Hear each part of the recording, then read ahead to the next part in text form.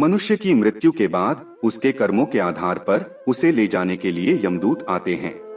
यदि मनुष्य अच्छे कर्मों को करने वाला तथा सद्गुणी होता है तो उसे ले जाने के लिए सौम्य और तरुण व्यय वाले दूत आते हैं।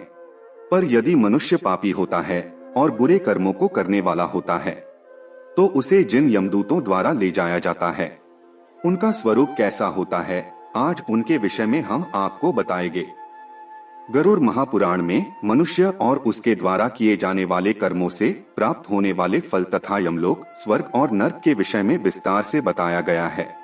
इसी में मनुष्य के मृत्यु के बाद आत्मा को ले जाने वाले यमदूतों के विषय में विस्तार से बताया गया है।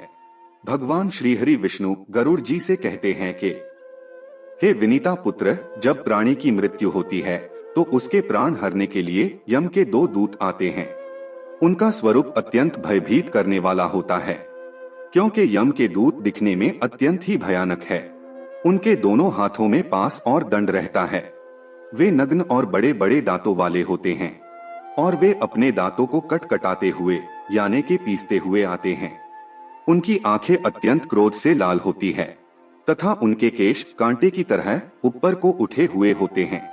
उनका रंग कौवे के समान कृष्ण वर्ण का होता है यानी के काला होता है।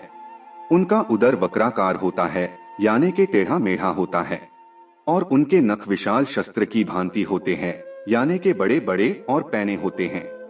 वे दूत अत्यंत भयानक गर्जना करने वाले होते हैं, जिसे सुनकर पापी मनुष्य के प्राण पखेरु उड़ जाते हैं और वह मरणासन पापी मनुष्य अत्यंत भय से कांपने लगता है और वह उसी अवस्था में मल मूत्र का त्याग करने लगता है।